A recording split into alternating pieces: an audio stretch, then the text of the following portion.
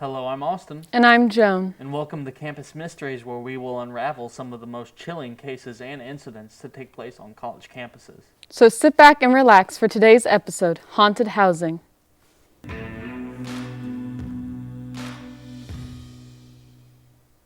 Today on Campus Mysteries, we discuss the disappearance of Ronald Tammen Jr., a sophomore at Miami University.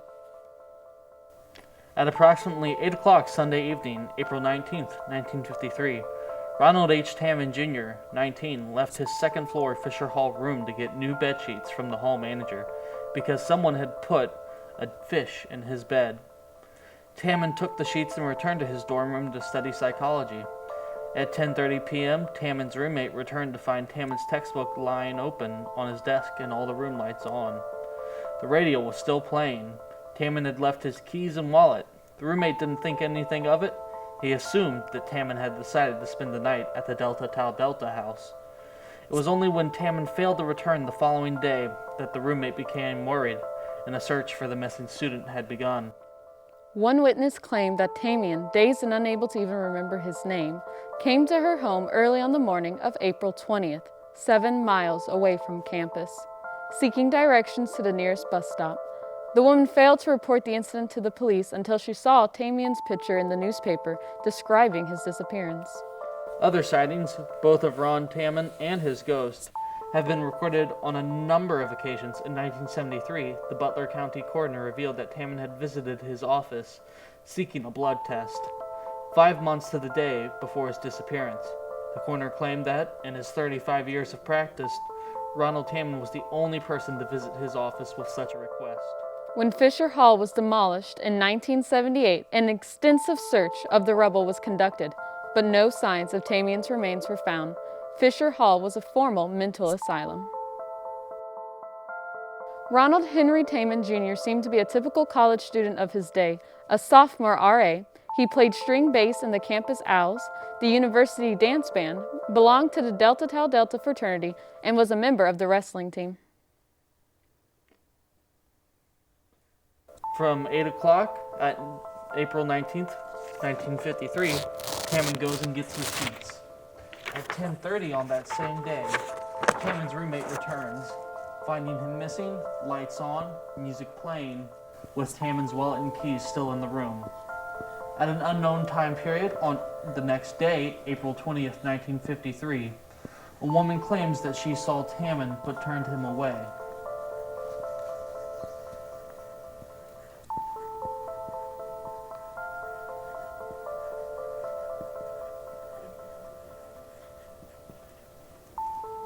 Since Tammen was part of a frat before he went missing, here's a member of Delta Sigma Phi at Ohio State University to discuss pranks in Greek life. And we will see that interview after we return from this short commercial break.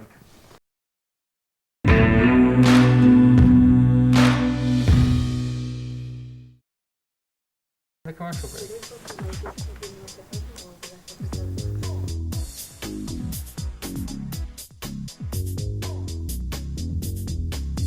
Three, two, one.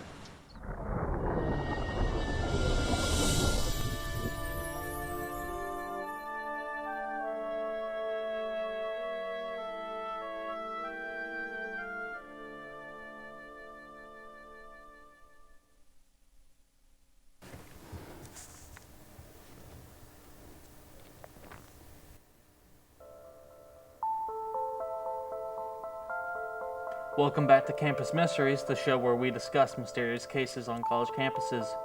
Before we went on break, we established our timeline, and we mentioned that we have an interview with a member of a fraternity from Ohio State University.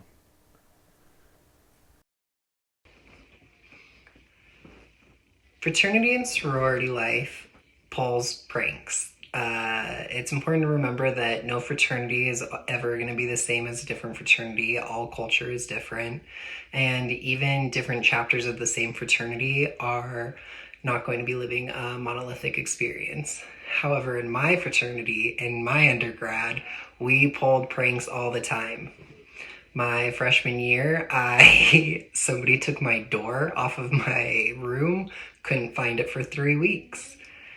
There were times when we would do all sorts of silly things. I'm a very big prankster myself, so I often enjoyed it. Now that we have gone over how Ronald Tammen Jr. went missing, it's time to talk about the suspects. Unfortunately, in this case, there really are no suspects, and there was no trial. However, if we are to theorize about a few certain people, we have the frat, which is Delta Tau Delta, the roommate, and a ghost.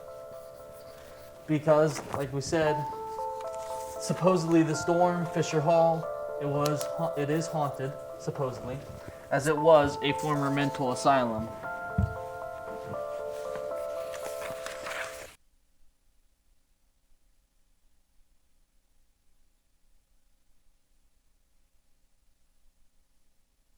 Apparently, through a request of transcripts, it was discovered Tamien had dropped his psychology course 3 weeks before his disappearance. There is the dead fish in his bed sheets, that no one knows how it got there.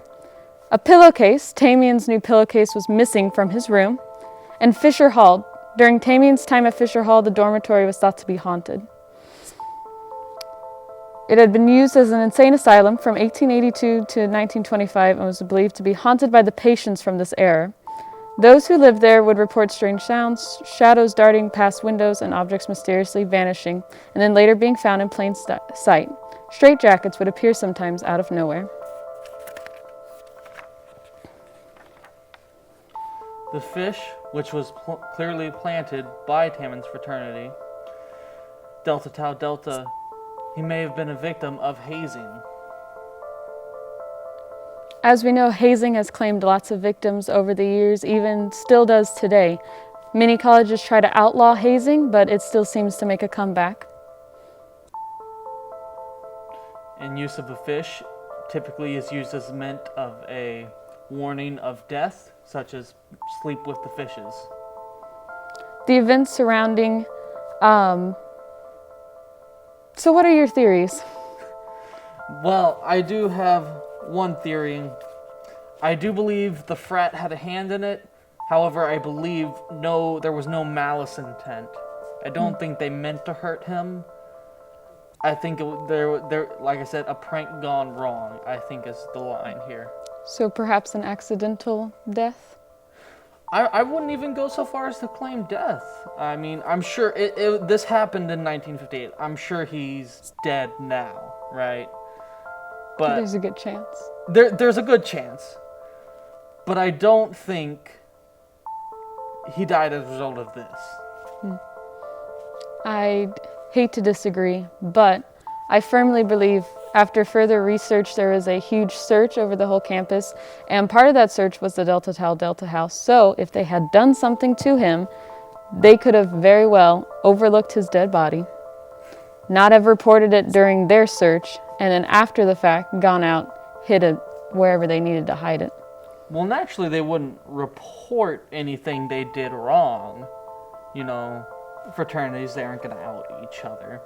But I don't think there was, like, malintent.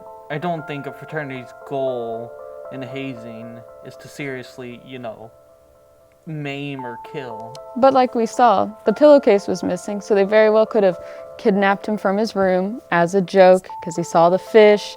They could have definitely come in there while he went to go get new sheets. He comes back.